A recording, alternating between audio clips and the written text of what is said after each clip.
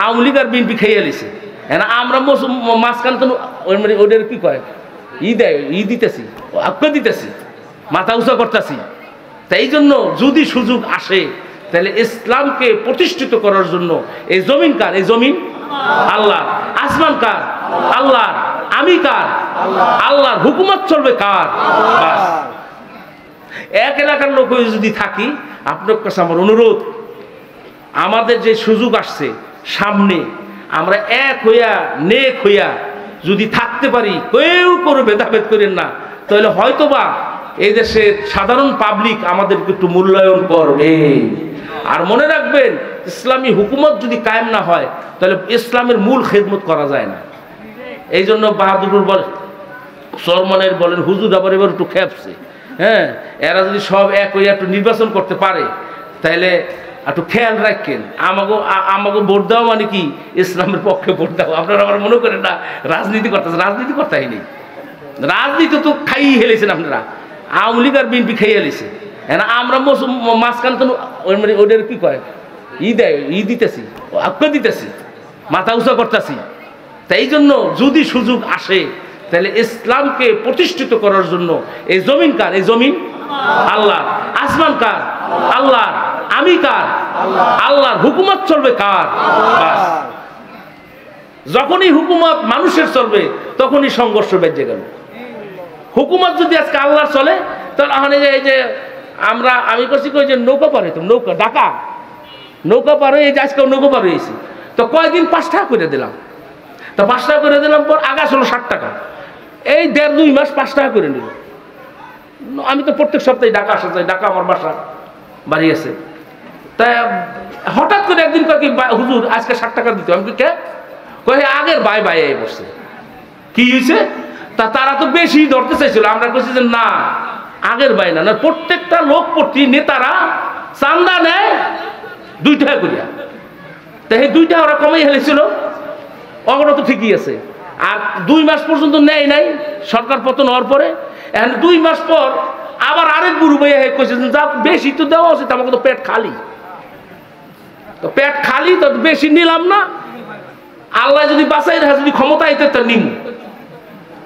আমি তো বাবা, আল্লাহ যদি বাঁচাই রাখে তাহলে নিমু একটু বেশি। আমরা অনেক দিন ধরে না খাওয়া, তাহলে আগের মতোই দিয়ে যা মাফ করে দিলাম বাদ ভাই, আমাকে মাফ করে দিয়েছে বাদ ভাই, বেশি করলো না, এটা মাফ করছে। তা তারা ক্ষমতায় এলে কি করবো? কোন এরা করবো 9 টাকা। মানে প্রত্যেকটা জায়গায় কিন্তু এই অবস্থা হয়ে গেছে। অতএব যতদিন পর্যন্ত ও মানুষ তোমার আকার হুকুমত তুমি কায়েম না করতে পারবা, তোমার আল্লাহর দিন যতদিন পর্যন্ত সর্বস্তরে তুমি কায়েম না করতে পারবা, তুমি কিন্তু ফস্তাইতেই থাকবা। তুমি মনে করবো অমুক আইলে হইব, অমুক আইলে হইব। তুমি দেখবা এই চোর আরেক চোর আরো ডাবল চোর। আরে আল্লাহ, এই জন্য তো ওই জন্য আরো বড় ডাকাইত। আরে ডাকাইতের কাছে আইছিলাম, অহন্দি ছিনতাইকারীর কাছে বসছে। ছিনতাইকারীর কাছে আইছিলাম, অহন্দি পড়ছে এদিন মহা ডাকাইত বসছেননি। এরা কোর কাছে কিছু কয় না। কি হয়েছে? শিবচর জাজিরা সমস্ত জায়গা জমিন যা আছে অমুকের মালিকানাই গেছে গা। হ্যাঁ হ্যাঁ যে দিতে বো, ওটা কি কয় খাজনা দিতে হইব। এই আগের মতোই আমার একজন কইছিল হুজুর হনেন এই দেশ কিন্তু এই স্বাধীন নেই। আমাকে কেমন? আগে খাজনা দিছি আমরা জমিদার গো, আর এখন খাজনা দিই তহসিলদার গো। বুঝলেন নাই? 10 টাকার খাজনা দিতে যে 13,000 টাকা পর্যন্ত ঘুষ দিতে হয়। ও মিয়া কেমন? তো খাজনা কি হইলো? এই তো হইলো। আমার কথা বলছেন, যদি হুকুমত কায়েম হয় 10 টাকার খাজনা 10 টাকাই দিতে হবে। একটা টাকাও যদি কেউ বেশি নেয় তার হাত কাটা যাবে। আরে লিগে তো যাই না, ইসলামে বলে হাত কাটতে হলে তাহারে বেড়া হাত কাটতে হালান ভালো না তোর জানটা নিয়ে যাও ভালো? জান দিয়ে দেবো, তুমি হাত কাটবো না।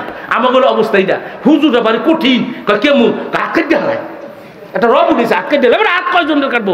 এই সারা জাতিরা যদি 3 জনের হাত কাটতে দেয়, দেখবি চুরির গোষ্ঠী পর্যন্ত নাই, চুর তো দুর্গছনের গোষ্ঠীও নাই। হ্যাঁ, 3 জনের হাত কাটতে দিব, দেশ স্বাধীন। হ্যাঁ, এই জন্য আমি বলতে চাই, একটা সুযোগ আইছে, কেমন একটা ভাব থাকে। যদি সুযোগ হয় আপনারা মেহরবানি করিয়া একটু এর পক্ষে লাগাইয়ে দিয়েন। কি জন্য বললাম শোনেন, যেই সময় সুযোগ আসে সেই সুযোগ যদি মুসলমান তুমি কাজে না লাগাও, কিয়ামতের ময়দানে আল্লাহ পাকের আদালতে তোমার বিচার। আমি কিন্তু এই ইসের জন্য নেক কাজের দাওয়াত দিতে যে আপনাদেরকে বলতেছি, সুযোগ না হইলে দরকার নাই। সুযোগ না হলে হবে না, দরকার নেই। আলহামদুলিল্লাহ, আল্লাহ পাক রব্বুল আলামিন আমাদেরকে সব বিষয় দিনের উপর দায়েম এবং কায়েম থাকা তৌফিক দান করেন। সে যেই হোক, আপনি যদি হলেন, শুধু মনে করেন না যে যাও খাও, আমাদের দেশে মিষ্টি খাওয়া সুন্নত। কি মিষ্টি খাওয়া সুন্নত না? তারটা জিনিস জানি না, দেখেন জিহাদ করা কি সুন্নত। জিন্দা করতে যাই জিহাদ ছেড়ে দিচ্ছেন, আর কয় আমরা যদি হুজুররা জিহাদ করতে যাই তাহলে কয় জঙ্গিবাদ। আর যদি ইয়ারা, ওর নাম কি, আমেরিকা আমেরিকা আমেরিকা যে আকাম সাকাম করতেছে, মুসলমানের ফিলিস্তিনের কত 43,000 না শিশু এবং নারী সহ 43,000 মারছে এই পর্যন্ত, দেখছেন? এরপর চালাইয়া যা মারি হালাবে, তাও তারা জঙ্গি হয় না। আর আমরা এক জায়গায় যদি খালি বাইক করতে দেখে দেবো, কই দেখেন তরবারি দেখা যায়, জঙ্গি হয়ে গেছে। দেখছেন মুসলমান ফটেক ফুটাইলে, ফটেক চেনেন? আরে ফটেক চেনেন না, মুরব্বীরা তো ফটেক চেনার কথা। ওই যে ফটেক ফটেক ঈদের সময় যে আমরা ফটেক ফুটাই, চড়ি দিয়া যে থাকে, এই ফটেক ফুটাইলে আমরা জঙ্গিবাদ। আর তারা কামান দিয়া আর প্লেন দিয়া বোমা মেরে মানুষ মেরে ফেলাইতেছে, এতে তারা জঙ্গিবাদ হয় না। এটা কি কারণ? আমাদের ইমানি দুর্বলতা, আমাদের ইমানি দুর্বলতা। যে যে জায়গা ঠিক আছি, ইমানকে সবল করার চেষ্টা করি, দেখবেন দুনিয়া তো কামিয়াব, আখেরাত তো কামিয়াব। হ্যাঁ, মনে রাখবেন সব কাজেই ইসলামে কিন্তু এমন কোনো কাজ নাই যেই কাজের ভিতরে নিয়ম নাই। এটার নাম হলো শরিয়াত। এই শরিয়াত অনুযায়ী যদি নিজের জীবনকে গড়াইতে পারি, তা ইনশাআল্লাহ আল্লাহ পাক রব্বুল আলামিন আমাদেরকে দুনিয়াতেও কি শান্তিতে রাখবেন, আখেরাতেও শান্তিতে রাখবেন। আমরা শুধু দুনিয়ার রাজনীতি করি না, আমরা আখেরাতেও কি রাজনীতি করি। কি আখেরাতের রাজনীতি? আমরা দুনিয়াতেও মুক্তি চাই, আখেরাতেও মুক্তি চাই। এটা হলো দুনিয়া এবং আখেরাতের রাজনীতি।